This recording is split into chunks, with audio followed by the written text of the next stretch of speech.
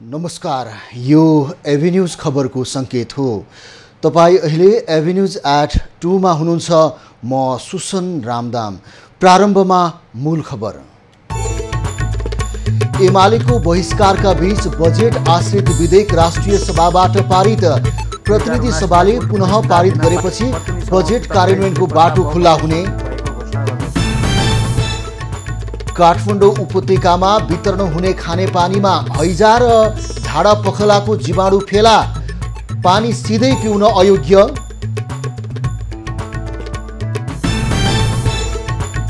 विद्युत प्राधिकरणले एक महिनामै भारतमा विद्युत बेचेर 1 अर्ब 72 करोड भन्दा बढी कमायो। आगामी वर्ष 20 अर्बको विद्युत बेच्ने लक्ष्य। केही दिनदेखि सुधार आएको शेयर बजारमा शुक्रबार पुनः गिरावट। नेप्से करिब 9 अङ्कले घट्यो। 1 अर्ब 45 रुपैयाँ बराबरको कारोबार। र हङकङ चीनको अधीनमा आएको 25 वर्ष पुरा। हङकङको शासन व्यवस्था फेर्नु आवश्यक नरहेको राष्ट्रपति सीको भनाई।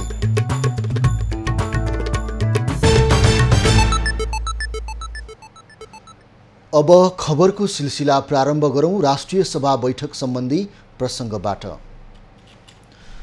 प्रतिनिधि सभाले बजेट आश्रित 3वटै विधेयक पारित गरेको छ। आज बसेको राष्ट्रिय सभाको बैठकले बजेटसँग जोडिएर आएका आर्थिक विधेयक 2079, राष्ट्र ऋण उठाउने विधेयक 2079 र ऋण तथा जमानत 25औं संशोधन विधेयक 2079 बहुमतले पारित गरेको हो। एमालेको अनुपस्थितिका बीच राष्ट्रिय सभाले बजेट आश्रित विधेयक पारित गरेर पुनः प्रतिनिधि सभामा पठाएको हो। हुन्छ भन्ने पक्षका माननीय सदस्यहरूको बहुमत भएकोले प्रतिनिधि सभाबाट सन्देशसहित प्राप्त राष्ट्र ऋण उठाउने विधेयक 2079 लाई मूल रूपमै सुझाव बिना प्रतिनिधि सभामा फिर्ता पठाइयोस् भन्ने प्रस्ताव बहुमतले स्वीकृत भएको घोषणा गर्दछु। बजेट आश्रित 3वटै विधेयक गत असार 6 गते प्रतिनिधि सभाले पारित गरेर राष्ट्रिय सभामा पठाएको थियो। राष्ट्रिय सभाले आइतबार 3वटै विधेयक पारित गरेर प्रतिनिधि सभामै फिर्ता पठाएको छ। राष्ट्रिय सभाले सन्देशसहित फिर्ता पठाएको 3वटै विधेयकलाई प्रतिनिधि सभाले पारित गर्नुपर्ने हुन्छ। विनियोजन विधेयक र बजेट आश्रित 3वटै विधेयकलाई प्रतिनिधि सभाले पुनः पारित गरेपछि बजेट संघीय संसदबाट पूर्ण रूपमा पारित हुनेछ। प्रतिनिधि सभाको बैठक असार 20 गते बोलाइएको छ। यी 4वटै विधेयक पुनः प्रतिनिधि सभाले पुनः पारित गरेपछि सभामुख हुँदै राष्ट्रपति कहाँ पुग्छ। राष्ट्रपतिले प्रमाणीकरण गरेपछि बजेट कार्यान्वयनको बाटो खुल्छ। राष्ट्रपतिबाट बजेट र बजेट आश्रित विधेयकहरू प्रमाणीकरण भएपछि मात्रै बजेट खर्च गर्ने बाटो खुल्ने संवैधानिक व्यवस्था छ। विधेयकहरू आगामी साउन 1 गतेदेखि लागू हुनेछन्। राष्ट्रिय सभाले औषधि तेस्रो संशोधन विधेयक 2079 पारित गरेको छ। राष्ट्रिय सभाको शुक्रबार बसेको बैठकले स्वास्थ्य तथा जनसङ्ख्या मन्त्री भवानी प्रसाद खाफुङले पेश गरेको औषधि तेस्रो संशोधन विधेयक 2079 पारित गरियोस् भन्ने प्रस्तावलाई सर्वसम्मतिले पारित गरेको हो।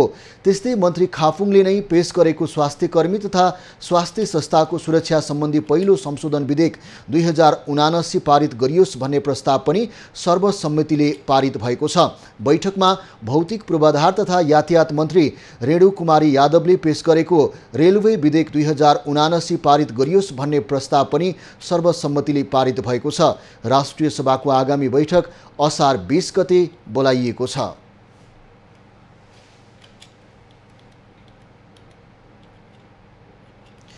राष्ट्रपति विद्यादेवी भण्डारीले काठमाडौँको सुन्दारामा पुगेर जगन्नाथ रथ यात्राको अवलोकन गरेकी छन्। नेपाल अन्तर्राष्ट्रिय कृष्ण भावनामृत सङ्घ इस्कोन नेपालले आयोजना गरेको सो रथ यात्रामा सरिक हुँदै राष्ट्रपति भण्डारीले प्रसाद ग्रहण गरेकी हुन्। इस्कोनको तर्फबाट नेपालका लागि प्रतिनिधि पत्रीदासले विश्वमा शान्ति कायम गर्न यात्राको आयोजना गरिएको बताए।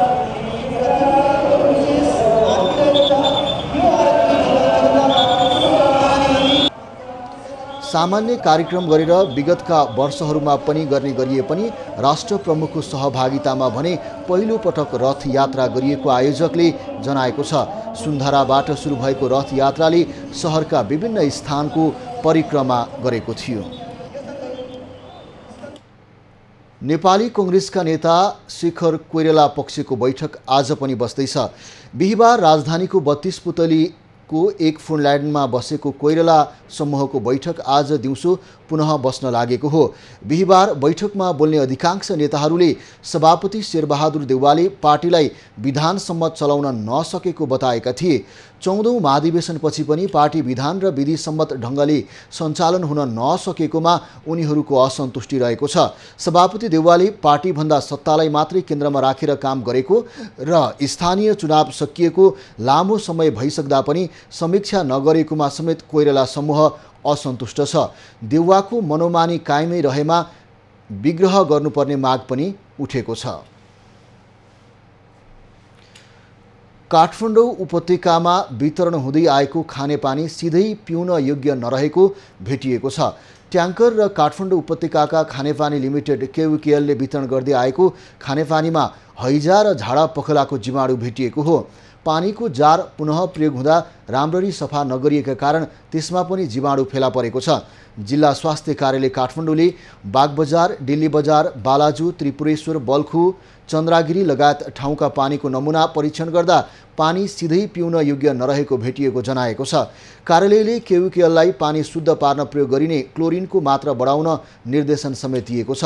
नमुना परीक्षणमा हानिकारक जीवाणु भेटिएपछि स्वास्थ्य कार्यालयले केही दिनदेखि अनुगमनलाई तीव्रता दिएको छ। काठमाडौँ उपत्यकामा हालसम्म 14 जनालाई हैजा पुष्टि भइसकेको छ। बेलैमा सावधानी नअपनाए अवस्था भयावह बन्ने स्वास्थ्य कर्मीको चेतावनी रहेको छ।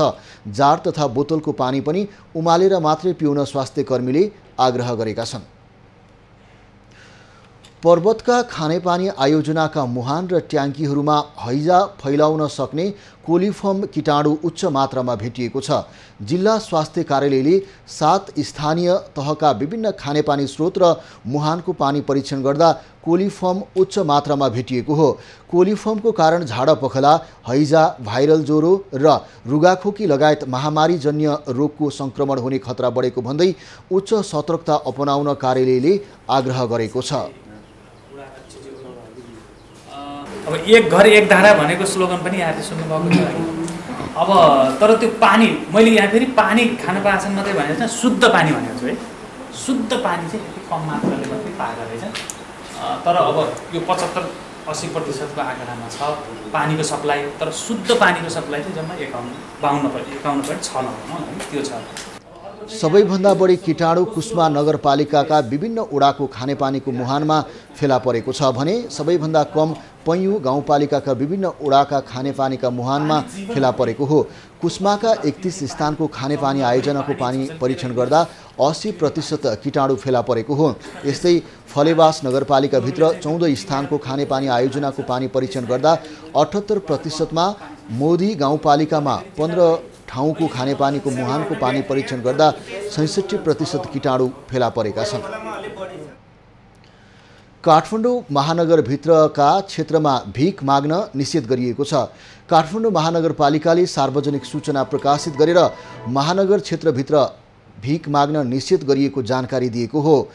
नगरका सडक, गल्ली, पार्क, बस बिसौनी, सरकारी कार्यालय परिसर, सार्वजनिक गाडी र अन्य सार्वजनिक ठाउँमा भिख माग्नेलाई कारबाही गरिने महानगरको सूचनामा उल्लेख छ। बालबालिकालाई गीत गाउने, नाच्ने, खेल्ने वा कुनै काम गर्ने बहानामा वा अन्य व्यक्तिलाई कुनै प्रकारको रकम र ज्याला दिई भिख माग्न र माग्न दुरुत्साहन नगराउन महानगरले आग्रह गरेको हो। 10 दिनभित्र सूचनाको उल्लङ्घन गर्दै भिख मागेमा कानुन अनुसार कारबाही गर्ने महानगरले जनाएको हो। असहाय, बिरामी, बेवारिसी, अशक्त लगायतले पनि सडकमा भिख माग्न नपाउने महानगरको सूचनामा उल्लेख छ। सडकमा रहेका व्यक्तिका लागि काठमाडौँ महानगरपालिकाले मानव सेवा आश्रमसँग सहकार्य गरी व्यवस्थापन गरिने महानगरको भनाइ छ। आश्रमको सेवा आवश्यक परेमा महानगर वा आश्रममा सम्पर्क गर्न पनि सूचनामा अनुरोध गरिएको छ। सूचनामा साधु सन्त, जोगी वा भिक्षुलाई सनातनदेखि चलिआएको परम्परा अनुसार घर घरमा पुगी भिक्षा माग्न वा धार्मिक तथा सांस्कृतिक कार्यको लागि भिक्षा माग्न रोक नहुने स्पष्ट पारिएको छ। नेपाल विद्युत प्राधिकरणले भारतीय ऊर्जा एक्सचेन्ज आईएक्स मार्केटमा प्रतिस्पर्धी दरमा खुद 1 अर्ब 72 करोड 30 लाख रुपैयाँको विद्युत बिक्री गरेको छ। जुन महिनामा 17 करोड 81,91,000 युनिट विद्युत भारतीय बजारमा बिक्री भएको प्राधिकरणले जनाएको छ। भारतमा बिक्री गरेको विद्युतबाट सम्पूर्ण शुल्कहरू कटाएर खुद 1 अर्ब 72 करोड 30 लाख रुपैयाँ प्राधिकरणले कमाएको छ। जुन महिनामा प्रतिस्पर्धी बजारमा बिक्री गरिएको विद्युतको औसत प्रति युनिट 9 रुपैयाँ 67 पैसा रहेको छ। गत जेठ 19बाट आइएक्समा प्राधिकरणले 2 विद्युत आयोजनाको 39 विद्युत बेच्न सुरु गरेको थियो। 27 जेठबाट दैनिक रूपमा 364 मेगावाट विद्युत भारतीय बजारमा प्रतिस्पर्धी दरमा बिक्री हुँदै आएको छ। प्राधिकरणले चालु आर्थिक वर्षमा करिब 5 अर्ब र आगामी वर्षमा करिब 20 अर्ब रुपैयाँको विद्युत निर्यातको प्रक्षेपण गरेको छ। शेयर बजार आज झन्डै 9 अङ्कले घटेको छ। कारोबार हुने अन्तिम दिन शेयर बजार परिसूचक नेप्से 8.87 अङ्कले घटेर 2028.77 बिन्दुमा कायम भएको हो। आज 221 वटा कम्पनीको 36,63,000 किता शेयर 1 अर्ब 45 करोड 93 लाख रुपैयाँमा कारोबार भएको छ। सबैभन्दा धेरै शिवम सिमेन्ट्सको 5 करोड 57 लाख रुपैयाँको शेयर किनबेच भएको नेप्सेले जनाएको छ। स्ट्यान्डर्ड चार्टर बैंक र युनाइटेड इन्सुरेन्स कम्पनीको शेयर 4% भन्दा धेरैले घटेको छ। समग्र बजार घटे पनि आँधीखोला लघुवित्त वित्तीय संस्था र सिवाइसी लघुवित्त वित्तीय संस्थाको शेयर 10% ले बढेको छ। गुमाउनेले भने 4.77% सम्म गुमाएका छन्। शिवम सिमेन्टको सर्वाधिक 5.5 करोडको शेयर किनबेच भएको छ। खबरको सिलसिला अझै जारी छ, हामी सँगै रहनुहोला। अब बाँकी खबर। धनकुटामा फोहोर मैला व्यवस्थापन केन्द्रलाई पार्कमा परिणत गरेपछि घुम्न जाने पर्यटक बढेका छन्। धनकुटा नगरपालिकाले थुपारिएको कुहिने फोहोरमाथि धेरै प्रजातिका फूल लगाएर आकर्षक पार्क बनाएको हो। फोहोर मैलामाथि बनाइएको पार्कले पर्यटकलाई समेत आकर्षित गरिरहेको छ। यो धनकुटाको फोहोर मैला व्यवस्थापन सम्बन्धी चाहिँ अरू ठाउँ को लागि पनि उचित रहेको छ। यही हेरेर धनकुटा नगरपालिकाकै फोहोर व्यवस्थापन केन्द्र हेरेर चाहिँ अन्य ठाउँमा पनि यस्तै व्यवस्थापन गर्न सकिन्छ। धनकुटा नगरले कुहिने फोहोरबाट मल पुनः प्रयोगमा आउने फोहोर बिक्री गरेर आम्दानी गर्दै आएको छ। फोहोर मैला व्यवस्थापन केन्द्र फोहोरबाट मोहर बनाउने ठाउँको रूपमा परिचित भएको नगरपालिकाले जनाएको छ। नगरपालिकाले फोहोर हैडहरू होइन ल्यान्डफिल साइटमा लगिसकेपछि त्यहाँ चाहिँ अब फोहोर मैला चाहिँ सेग्रिगेसन हुन्छ होइन, कुहिने नकुहिने फोहोर छुट्याएर त्यहाँ चाहिँ 8-10 जना हामी एउटा निजी क्षेत्रलाई चाहिँ त्यो काम सुम्पेका छौँ। धनकुटा 6 सल्लेरी वन क्षेत्रमा फोहोर मैला व्यवस्थापन केन्द्र 30 रोपनी क्षेत्रफलमा फैलिएको छ। फोहोर व्यवस्थापनको जिम्मा भने नगरले निजी कम्पनीलाई दिएको छ। महोत्तरी र सर्लाहीको सीमा क्षेत्रबाट चौपायाको तस्करी बढेको छ। सीमा नाकाको सुरक्षामा खटिएका सशस्त्र तथा नेपाल प्रहरीले चौपाया तस्करी नियन्त्रण प्राथमिकतामा रहेको दावी गर्दै आए पनि उनीहरूकै सक्रियतामा केही समयदेखि चौपाया तस्करी महोत्तरीको शम्सी, खैरबन्नी, सिवास्वा कटैया, रघुनाथपुरदेखि सर्लाहीको नारायणपुर, सङ्ग्रामपुर लगायत नाकाबाट हुने गरेको छ। प्रहरीले महोत्तरी सर्लाही सीमामा पर्ने बाँके खोला घेराबन्दी गरी 10 गजा नजिकबाट 42 थान चौपाया सहित तस्कर नियन्त्रणमा लिएको हो। सीमा छलेर भारततर्फ लाँदै गरेको अवस्थामा प्रहरीले सर्लाही ईश्वरपुर 7 का 39 वर्षीय चौपाया तस्कर तौकिर आलमलाई समेत पक्राउ गरेको छ। बरामद गाई गोरु भारतको भिस्वा बजारतर्फ लाँदै गरेको बुझिएको छ। नेपाली चलचित्र प्रसाद 2 निर्माण हुने भएको छ। 2075 सालमा प्रदर्शनमा आएको प्रसादको सिक्वेलको रूपमा निर्माण हुन लागेको हो। चलचित्रमा विपिन कार्की र नम्रता श्रेष्ठको मुख्य अभिनय रहनेछ भने फिल्म निर्देशन सुदर्शन थापाले गर्नेछन्।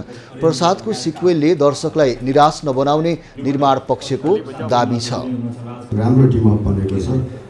हामी चाहिँ एउटा सबैलाई अब जस तपाईहरुलाई चाहिँ निराश चाहिँ बनाउँदैनौँ भन्ने कुरामा चाहिँ म चाहिँ अलिकति टुक्क गराउन चाहन्छु। अझै स्ट्रङ्गर चलचित्रमा क्यारेक्टर्सहरू भएर बाबुराम र नारायणी आउँदैछौँ।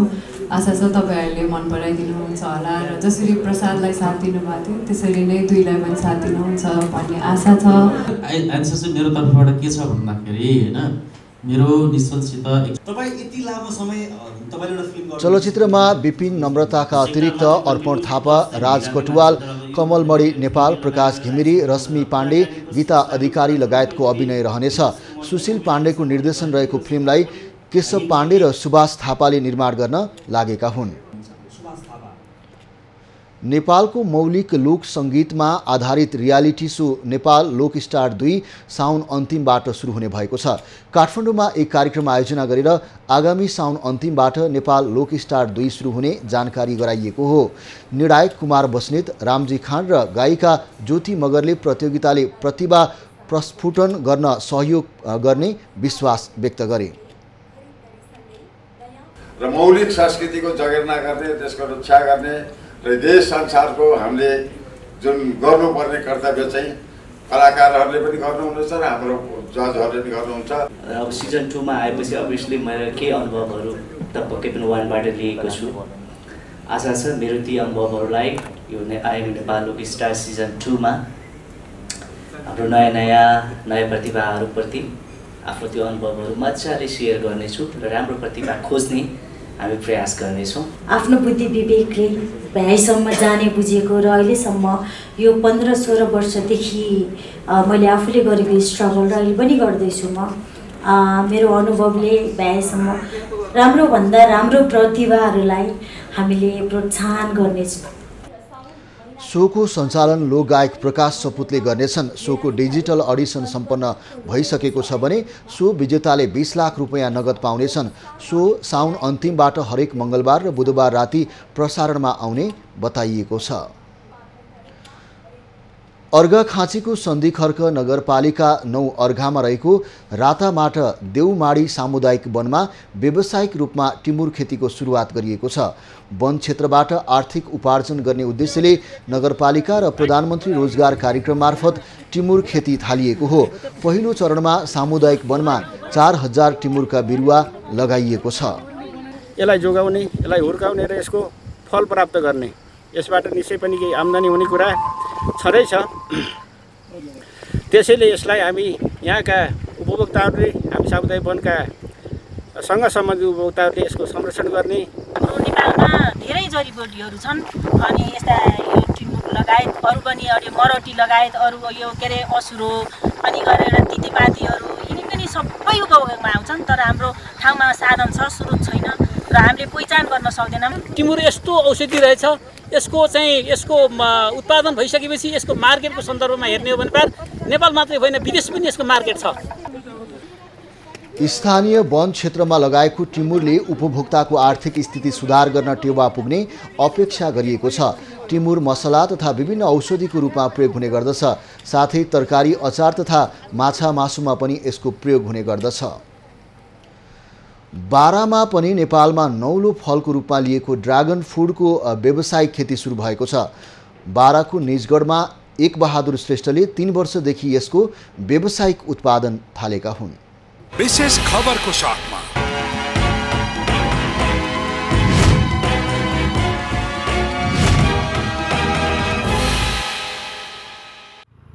बाराको निजगढ नगरपालिका 7 भमरा टोलमा किसान एक बहादुर श्रेष्ठले विगत 3 वर्ष अघि सुरु गरेको नौलो तथा मिठो फल ड्रागन फ्रुट खेतीमा सफलता प्राप्त गर्दै गएका छन्। आफूले थालेको सो खेतीबाट राम्रो आम्दानी हुन थालेपछि उनी खुसी देखिएका छन्। श्रेष्ठले करिब 22 लाखको लागतमा 400 बोट ड्रागन फ्रुट 15 कट्ठामा थालेको खेतीले उनलाई सफल बनाएको हो। अहिले यो चाहिँ एन्टिबायोटिक रूपमा त यो खानाको रूपमा लिन्छ। जति खाना खाँदाखेरि जुन कुरो क्यान्सरदेखि लिएर प्रेसर सुगरलाई चाहिँ रोक्न सकिन्छ। अहिले श्रेष्ठको 15 कट्ठा आफ्नै बारीमा 400 बोट ड्रागन फ्रुटका बोटहरू रहेका छन्। करिब 250 वटा बोटहरू फुल फुलेर फल्ने क्रममा रहेका छन्। श्रेष्ठले ड्रागन फ्रुटका साथमा अहिले खुर्सानी, भिन्डी र काँक्रा समेत लगाएका छन्। ड्रागन फ्रुटभित्र बोट हुने तरकारीको खेती समेत गरेर दोहोरो फाइदा लिन श्रेष्ठ सफल भएका छन्। यो फल लागिसकेपछि जो वैशाखदेखि मङ्सिरसम्म फल चाहिँ टिप्न सकिन्छ र मासिक हुँदैन, लगभग मङ्सिरसम्म हामीले तपाईँलाई फल दिइरहन सकिन्छ। श्रेष्ठका अनुसार प्रति कट्ठामा लगाएको ड्र्यागन फ्रुटबाट वार्षिक कम्तीमा 1,50,000 आम्दानी हुने गरेको छ। ड्र्यागन फ्रुटको बजारको माग थोरै रहेको हुँदा माग अनुसार उत्पादन हुन नसकेकोमा श्रेष्ठ चिन्तित छन्। यो फललाई चाहिँ हामीले अरू खेती जस्तो धेरै पटक होइन, यो एकपल्ट लगाए 25 वर्षसम्मका तपाईँले यो खेतीबाट आम्दानी लिन सकिन्छ। श्रेष्ठको बारीबाटै प्रति केजी 500 देखि 600 सम्ममा बिक्री हुने गरेको छ। श्रेष्ठको बारीको आकर्षक ड्र्यागन फ्रुट हेर्न धेरै मानिसहरू फार्म पुग्ने गरेका छन्। श्रेष्ठको बारीमा पहिलो र दोस्रो छिमालको फल फलेर बिक्री भइसकेको छ। तेस्रो छिमालका फलफुलहरू अहिले फल्दैछन् भने चौथो छिमालको फल उत्पादनको लागि पनि कोपिला बसिसकेको छ। गर्मी समयको वैशाखदेखि मङ्सिरसम्म मुख्य रूपमा फल दिने ड्र्यागन फ्रुट वर्षमा 8 महिनासम्म फल्ने गर्छ। इन्दीप कोइराला, बारा।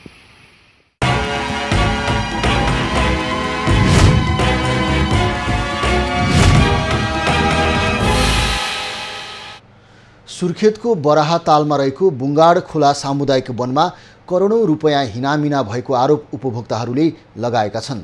2071 सालदेखि अहिलेसम्म सामुदायिक वनको आम्दानी खर्च पारदर्शी नभएको र पदाधिकारीले गर्दै नगरेको कामको शीर्षकमा खर्च देखाएर रकम दुरुपयोग गरेको आरोप स्थानीयको छ।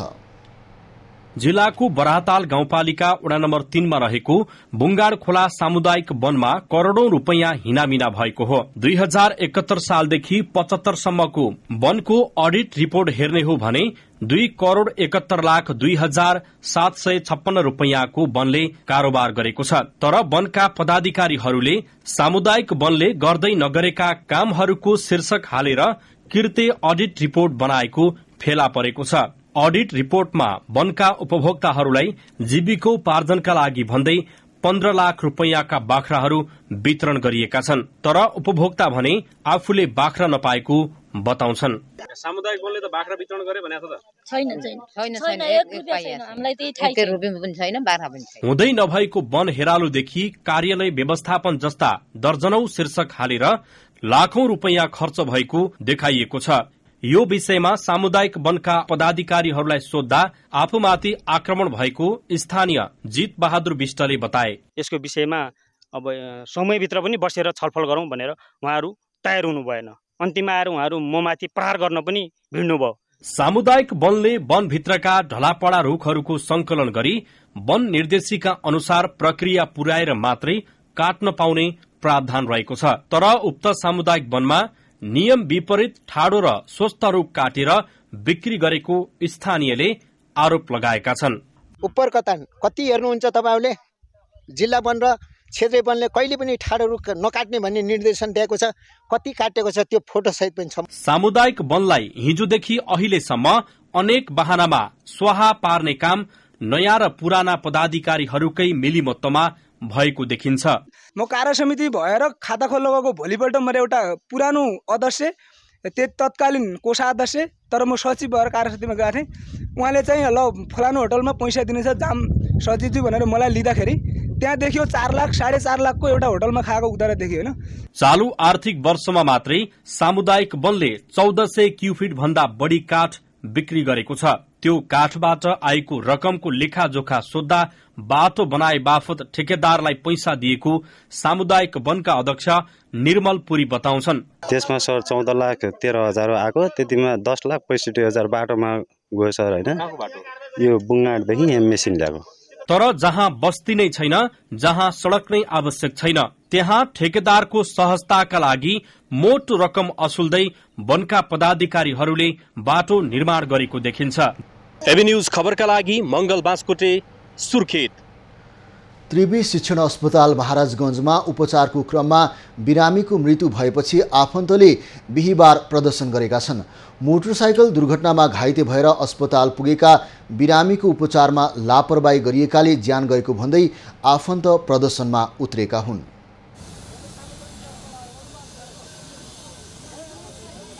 त्रिवी शिक्षण अस्पतालमा बुधबार राति उपचारका लागि पुगेका काठमाडौँ चन्द्रागिरीका सञ्जीव कार्कीको बिहीबार बिहान 1:30 बजे उपचारकै क्रममा मृत्यु भएपछि आफन्त आक्रोशित भएका हुन्।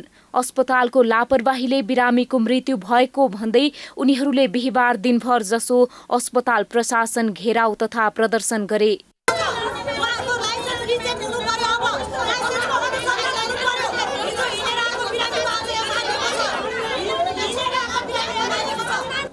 घर परिवार धान्ने मानिस नै बितेपछि कार्की परिवार शोकमा डुबेको छ। कार्कीको परिवारमा 83 वर्षीय बुबा, 31 वर्षीय श्रीमती, 6 वर्षीय छोरी र 12 वर्षीय छोरा छन्। कार्कीकै कमाइले चलेको परिवार उनको मृत्युपछि बेसहारा भएको छ। माग भनेको अब हाम्रो आय स्रोत भनेको दाइले गर्ने हो। सबै व्यवहार अब कही कसो क्षतिपूर्ति सबै चाहियो, के कसो हो सबै यो अनुसन्धान हुनु पर्यो, न्याय पाउनु पर्यो। कार्की गोङ्गबु बस पार्कमा कार्यरत थिए। बुधबार काम सकेर घर फर्किँदै गर्दा बालाजुमा उनी सवार मोटरसाइकल टाटा मोबाइलसँग ठोकिँदा उनको बुढी औँलामा चोट लागेको थियो। सुरुमा जनमैत्री अस्पताल हुँदै शिक्षण अस्पताल उपचारका लागि पुगेका कार्कीलाई चिकित्सकले उपचार नै नगरेको आफन्तको आरोप छ। उपचारमा संलग्नहरूले लापरवाही गरेकाले क्षतिपूर्ति दिनुपर्ने समेत आफन्तको माग छ। बच्चाहरूको भविष्य सुनिश्चित गराउनु पर्यो यो हस्पिटलले, प्लस जसले मारेको त्यसको लाइसेन्स डराउनु पर्यो, त्यसलाई कारबाही हुनु पर्यो, त्यति मात्रै हो। हस्पिटलबाट कारबाही हुनु पर्यो। हस्पिटलको प्रत्येक स्टाफको चाहिँ प्रत्येक डाक्टर नर्सको यहाँ लाइसेन्स चाहिँ अब छानबिन हुनु पर्यो। त्रिवी शिक्षण अस्पताल प्रशासनले घटनाको विषयमा कुनै औपचारिक जानकारी दिएको छैन। अस्पतालमा उपचारका क्रममा बिरामीको मृत्यु भएको यो पहिलो घटना होइन, तर यस्ता घटना पटक पटक दोहोरिँदा घटनाको छानबिन र दोषीलाई कारबाहीमा भने सरोकारवालाले चासो दिएको देखिँदैन। क्यामेरामा निराजन सिंहका साथमा ममता थापा, काठमाडौँ। पछिल्लो समय बाँकेमा जग्गा भाडामा लिएर खेती गर्ने किसानको संख्या बढ्दै गएको छ। स्वरोजगारको अवस्था सृजना गर्न जग्गा भाडामा लिएर तरकारी, अन्नबाली, नगदे बालीको खेतीदेखि पशुपालन गर्न किसानको आकर्षण बढेको हो। आर्थिक वर्ष 2075-76बाट कृषि ज्ञान केन्द्र बाँकेले बाँकेका विभिन्न पालिकामा किसानहरूको छनौट गरी क्रमागत रूपमा करार खेती सुरु गर्दै आएको छ।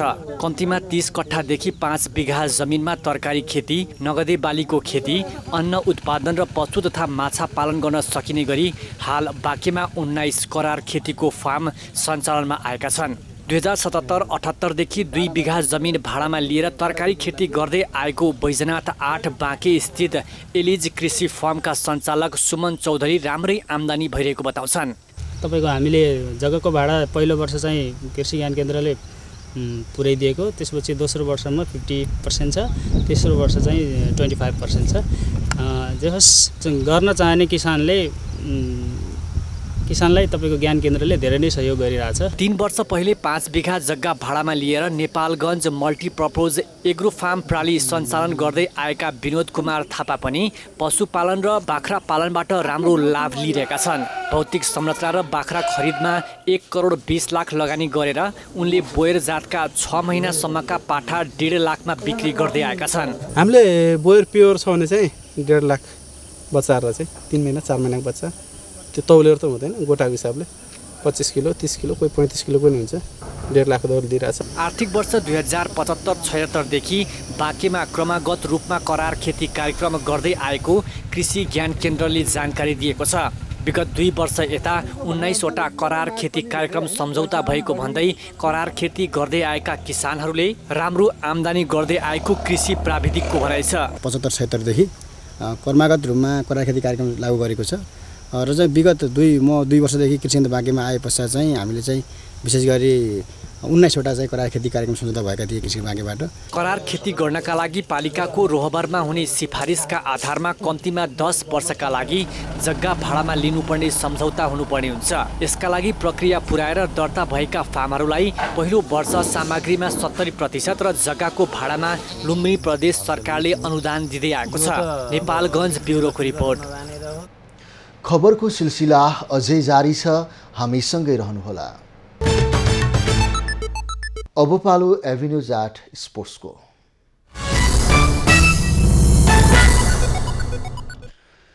नेपाली राष्ट्रिय क्रिकेट टोलीले आज क्यानाडाको स्थानीय क्लबसँग अभ्यास खेल्दैछ। घरेलु टोलीसँगको 1 दिवसीय सिरिजका लागि क्यानाडामा रहेको नेपालले आज ओन्टारियो विरुद्ध बेलुका 9:15 बजे अभ्यास खेल खेल्न लागेको हो। ओन्टारियो नेपालका पूर्व राष्ट्रिय क्रिकेटर नरेश बुढायरको कप्तानीमा मैदानमा उत्रनेछ। यसपछि नेपालले क्यानाडाको राष्ट्रिय टोलीसँग 2 खेलको एकदिवसीय सिरिज खेल्नेछ। त्यसपछि नेपालले स्कटल्यान्डमा विश्वकप लिग 2 अन्तर्गतको त्रिकोणात्मक एकदिवसीय सिरिज खेल्ने कार्यतालिका छ। नेपालले स्कटल्यान्डमा लिग 2 अन्तर्गत घरेलु टोली र नामिबियासँग खेल्नेछ। अङ्क तालिकामा नेपाल 16 खेलमा 7 मा जित, 8 मा हार र 1 खेलमा बराबरी सहित 15 अङ्कका साथ 5औं स्थानमा छ। नेपाललाई सिधै विश्वकप ग्लोबल छनौट खेल्न शीर्ष 3 मा पर्नुपर्ने हुन्छ। एकदिवसीय मान्यतालाई निरन्तरता दिन शीर्ष 5 मा पर्नुपर्ने हुन्छ। क्यानाडा र स्कटल्यान्ड भ्रमणका लागि क्यानले सन्दीप लामिछानेको कप्तानीमा 14 सदस्यीय टोलीको घोषणा गरिसकेको छ। अब पालो खास खबरको।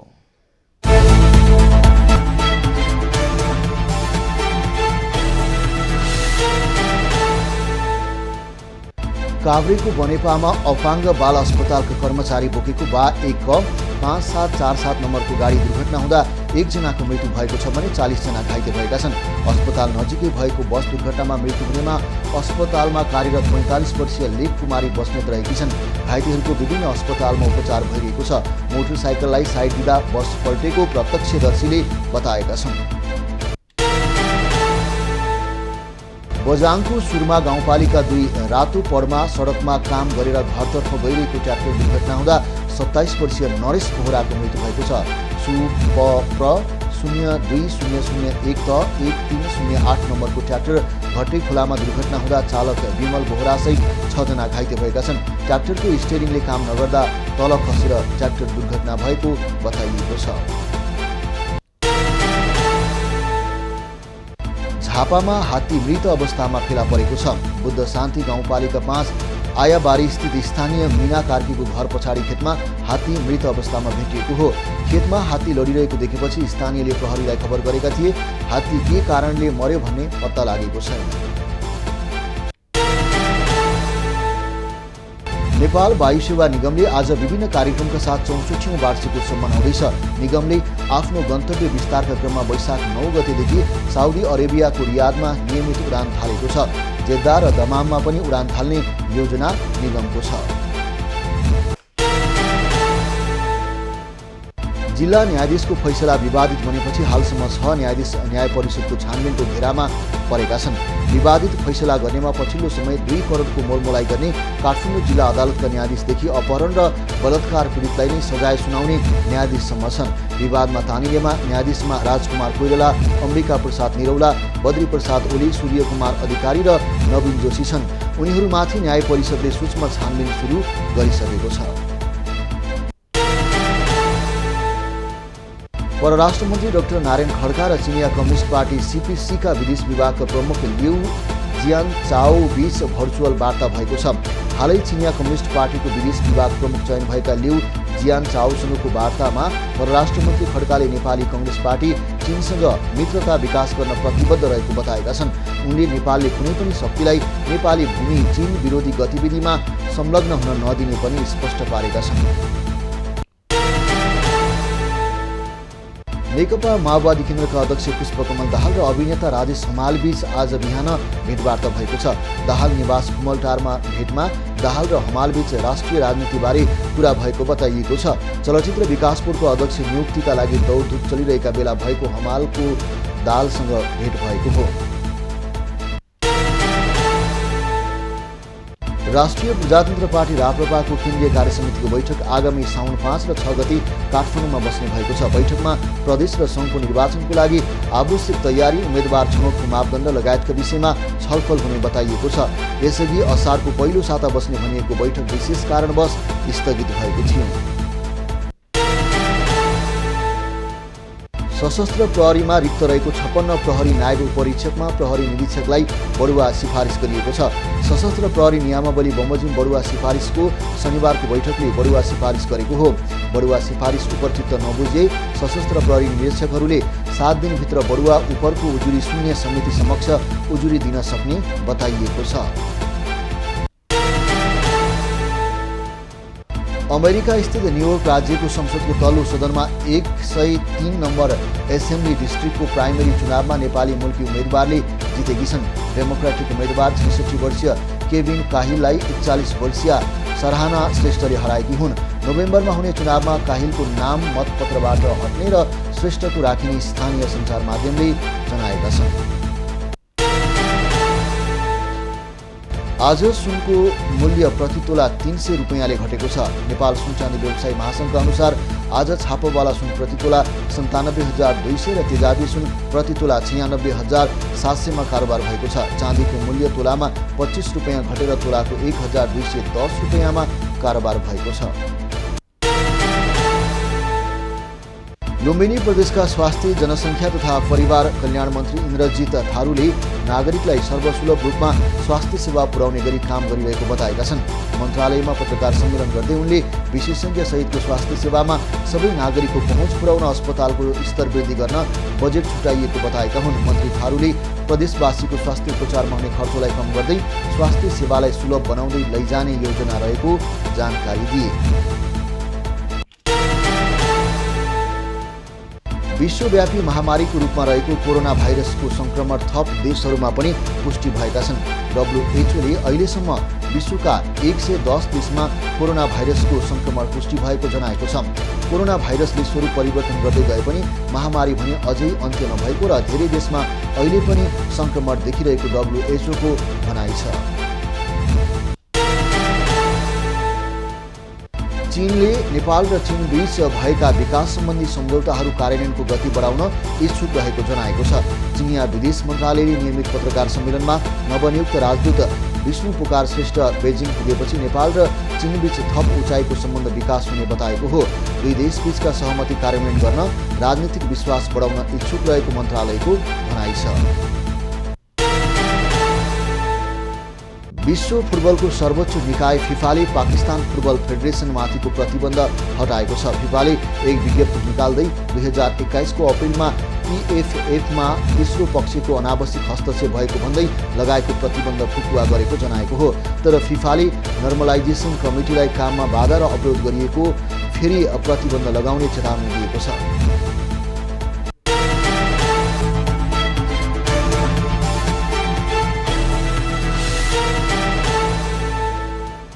अब पालो एभिन्यूज एट मौसमको।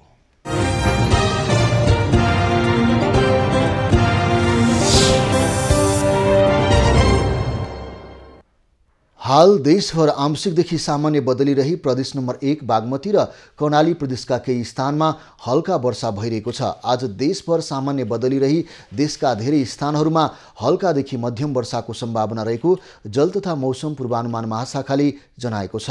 काठमाडौँ उपत्यकाको आजको अधिकतम तापक्रम 29 डिग्री सेल्सियस र न्यूनतम तापक्रम 21 डिग्री सेल्सियसका बीच रहने अनुमान गरिएको छ। आज सूर्योदय बिहान 5:11 भयो भने सूर्यास्त साँझ 7:03 हुनेछ। आज देशभरको मौसम कस्तो रहला त हेरौं देशका विभिन्न स्थानको अनुमानित मौसमी अवस्था।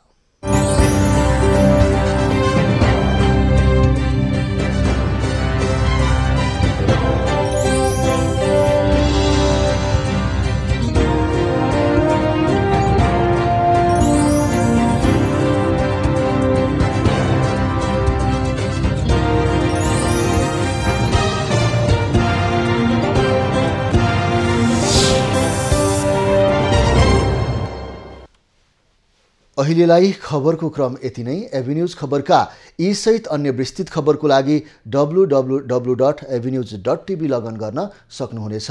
युट्युब, फेसबुक र ट्विटरमा पनि हामीलाई फलो गर्न सकिनेछ।